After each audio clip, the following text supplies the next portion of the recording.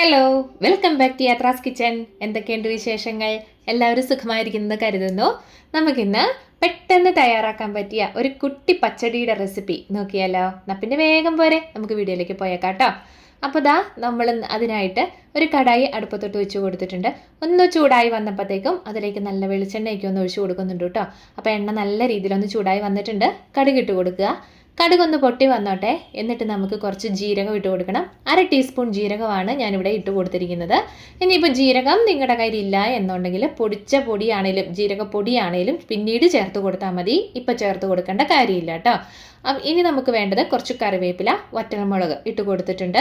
വറ്റൽമുളക് ഞാൻ മുറിക്കാതെയാണ് ഇട്ട് കൊടുത്തിരിക്കുന്നത്. കാരണം കുട്ടികളൊക്കെ കൂട്ടുന്ന കറി ആയതുകൊണ്ട് തന്നെ നല്ല എരിവുണ്ടാവും. അപ്പോൾ മുറിച്ചിട്ട് കഴിഞ്ഞിട്ടുണ്ടെങ്കിൽ അതിൻ്റെ അകത്ത് അരിയൊക്കെ ഇറങ്ങുമല്ലോ, അതുകൊണ്ടാണ് കേട്ടോ. പിന്നെ അതൊന്ന് മൂപ്പിച്ചിട്ടുണ്ട്. ഇനി നമുക്ക് 1 ടീസ്പൂൺ കാശ്മീരി മുളക് പൊടിയും 1/4 ടീസ്പൂൺ മഞ്ഞൾപ്പൊടിയും ചേർത്ത് കൊടുക്കുന്നുണ്ട്.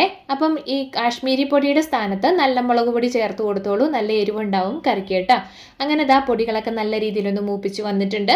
ഇനി നമ്മൾ അതിലേക്ക് 2 കുഞ്ഞ് സവോള നീളത്തിൽ കനം കുറച്ച് അരിഞ്ഞെടുത്തിരിക്കുന്നതാണ് ഇട്ട് കൊടുത്തിട്ടുണ്ട്.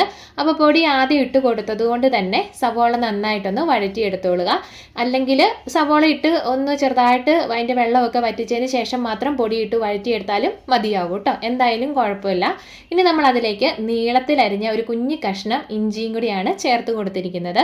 അപ്പോൾ അതും കൂടെ നമ്മൾ അതിലേക്ക് ചേർത്ത് കൊടുത്തോളൂ. ഇഞ്ചി എങ്ങനെ വേണേലും അരിയാം, പക്ഷെ നമ്മൾ ഓരോ കറിക്ക് അരിയുമ്പോഴും ഓരോ രീതിയുണ്ടല്ലോ, അതുകൊണ്ടാണ് കേട്ടോ. പിന്നെ ഒരു പച്ചമുളക് മാത്രമേ ഞാനിവിടെ ചേർത്ത് കൊടുത്തിട്ടുള്ളൂ. എരിവിനനുസരിച്ചുള്ള പച്ചമുളക് നിങ്ങൾക്ക് ചേർത്ത് കൊടുക്കാവുന്നതാണ്. അപ്പോൾ ഇതെല്ലാം കൂടെ ഇട്ട് ആ പൊടിയെല്ലാം കൂടെ ഇട്ട് നമുക്കൊന്ന് നല്ലതായിട്ടൊന്ന് വഴറ്റിയെടുക്കാം കേട്ടോ. എന്ന് വെച്ചാൽ ഓവറായിട്ട് വേണ്ട, നമുക്ക് ഏകദേശം ആ പൊടികളെല്ലാം കൂടെ അതിലൊന്ന് പിടിക്കത്തക്ക വിധത്തിൽ മാത്രം. അപ്പോൾ അതിനിടയ്ക്ക് നമുക്കൊരു സ്വല്പം ഉപ്പും കൂടെ ചേർത്ത് കൊടുക്കാവേ. അപ്പോൾ എന്തായാലും പൊടി നല്ല രീതിയിലൊന്ന് മൂത്ത് വന്നതുകൊണ്ട് തന്നെ കുഴപ്പമില്ല. ഇനിയിപ്പോൾ നമുക്ക് ഉപ്പ് ചേർത്ത് കൊടുക്കുന്നതിലും കേട്ടോ. അപ്പോൾ നമുക്ക് നന്നായിട്ടൊന്ന് ഇളക്കി കൊടുത്തുകൊണ്ടേ ഇരിക്കുക. ലോ ഫ്ലെയിമിൽ വേണം, ഓവർ കുക്കാകേണ്ട കാര്യമില്ല. നമുക്ക് എന്നിട്ട് വേണം ഇതിലേക്ക് 2 തക്കാളി നീളത്തിൽ അരിഞ്ഞെടുത്തിരിക്കുന്നതാണ് കേട്ടോ ഇത്. അപ്പോൾ തക്കാളിയും കൂടെ നമുക്കിതിലേക്കൊന്ന് ചേർത്ത് കൊടുക്കാവേ. അതിനുശേഷം നമ്മൾ വഴറ്റാനിട്ടിരുന്ന സവോളയും തക്കാളിയും എല്ലാം കൂടെ കൂട്ടി നന്നായിട്ടൊന്ന് മിക്സ് ചെയ്തിട്ട് നമുക്കൊരു 3-4 മിനിറ്റ് നേരം ലോ ഫ്ലെയിമിൽ അടച്ചു വെക്കാം. വെള്ളം ചേർത്ത് വേവിക്കേണ്ട കാര്യമില്ല, അല്ലാതെ വേവിച്ചെടുത്താലും മതിയാവും. ഒരു 4 മിനിറ്റിൽ കൂടുതൽ വെക്കേണ്ട കാര്യമേ ഇല്ല. കാരണം ഓവറായിട്ട് അങ്ങോട്ട് തക്കാളി അങ്ങോട്ട് വെന്തു പോകേണ്ട കാര്യമില്ല. നമുക്കൊരു പകുതി 1/4 വേവ്, അതാണ് നമ്മുടെ കറിയുടെ പാകം കേട്ടോ.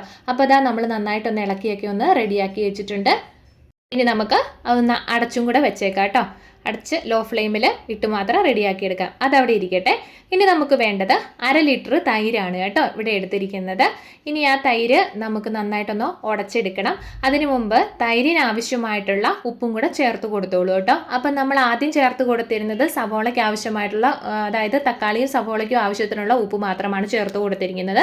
ഇനിയിപ്പം നമ്മൾ തൈരിനുള്ള ഉപ്പും ചേർത്തിട്ട് നന്നായിട്ട് ഈ ഒരു വിസ്ക് വെച്ചിട്ട് ഉടച്ചെടുത്തോളുക. മിക്സിയുടെ ജാറിലേക്ക് ഇട്ടിട്ട് ഒന്നും ഉടച്ചെടുക്കരുത് കേട്ടോ, കാരണം വെള്ളം പോലെയായി പോവും. നമുക്ക് ഇത്തിരി കുറുകി വേണം ഉപയോഗിക്കാനായിട്ട്. പിന്നെ ഞാൻ അന്നേരം ഒരു സ്വല്പം വെള്ളം കൂടെ ചേർത്ത് കൊടുക്കുന്നുണ്ട്, വേറൊന്നും കൊണ്ടല്ല.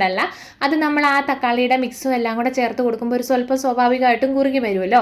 അതുകൊണ്ട് തന്നെ ഇത്തിരി വെള്ളം ചേർത്ത് നമ്മുടെ തൈരിന് കൊടുത്താലും കുഴപ്പമില്ല. ഒത്തിരി വെള്ളം ചേർക്കാനും പാടില്ല കേട്ടോ, വല്ലാണ്ടങ്ങ് ലൂസായിട്ട് കിടക്കും. ഈ ഒരു കൺസിസ്റ്റൻസിയിൽ വേണം നമുക്ക് എടുക്കാനായിട്ട് കേട്ടോ.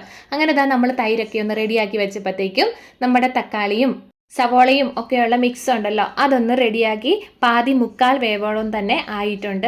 ഇത് കണ്ടോ, ഈ ഒരു രീതിയിൽ നമുക്ക് മതിയാവും കേട്ടോ. ഞാൻ നോക്കിയപ്പോൾ ഏകദേശം ഒന്ന് പകുതി ഒരു ചെറുതായിട്ടൊന്ന് ഉടഞ്ഞൊക്കെ വരുന്നുണ്ട്. എങ്കിലും ഓവറായിട്ട് അങ്ങോട്ട് എന്താ പറയുക, വല്ലാണ്ടങ്ങ് അലിഞ്ഞ് പോയിട്ടുമില്ല. ആ ഒരു പരുവത്തിലാണ് നമ്മളിവിടെ എടുത്തിരിക്കുന്നത്. ഇത് കണ്ടോ, ഇതുപോലെ ഇരിക്കണം കേട്ടോ, വെവ്വേറെ ആയിട്ട് കിടക്കുകയും ചെയ്യണം. അങ്ങനെയാണ് നമ്മൾ എടുത്തിരിക്കുന്നത്. ഇനിയിപ്പോൾ നമുക്ക് സ്റ്റൗ ഓഫ് ചെയ്ത് നമ്മൾ തയ്യാറാക്കി വെച്ചിരിക്കുന്ന തൈരിലേക്ക് ഈ മിക്സ് എല്ലാം കൂടെ ചേർത്ത് കൊടുക്കാം കേട്ടോ. വീഡിയോ കണ്ടുകൊണ്ടിരിക്കുന്ന സമയത്ത് നമ്മുടെ വീഡിയോ ഇഷ്ടമായെങ്കിൽ, നമ്മുടെ റെസിപ്പീസ് എന്തെങ്കിലുമൊക്കെ ഇഷ്ടമായെങ്കിൽ ലൈക്കും ഷെയറും സബ്സ്ക്രൈബും ഹൈപ്പും കമൻറ്റും ഒക്കെ ചെയ്യാനായിട്ട് മറക്കരുത്. നിങ്ങളുടെ സപ്പോർട്ടാണ് എൻ്റെയും ഒരു ബലം കേട്ടോ. അപ്പോൾ എങ്ങനെ, നമ്മുടെ ഈ റെസിപ്പി ഇഷ്ടമായോ? എന്തായാലും നമുക്ക് നമ്മുടെ ആ മിക്സ് എല്ലാം കൂടെ ചേർത്തിട്ട് നന്നായിട്ടൊന്ന് 2-3 മിനിറ്റ് ഇതുപോലെ ഇളക്കി ഒന്ന് ചേർത്ത് കൊടുക്കണം. പിന്നെ ഉപ്പൊക്കെ ഒന്ന് പാകമാണോ എന്ന് തന്നെ നോക്കുക. 2 പ്രാവശ്യം നമ്മൾ ആവശ്യത്തിനുള്ള ഉപ്പ് ചേർത്ത് കൊടുത്തിട്ടുണ്ടായിരുന്നു. എന്നിരുന്നാൽ പോലും അപ്പോൾ എങ്ങനെ, വീഡിയോ ഇഷ്ടമായോ? അടിപൊളി ടേസ്റ്റി ആയിട്ടുള്ള റെസിപ്പിയാണ്, ട്രൈ ചെയ്ത് നോക്കണം കേട്ടോ.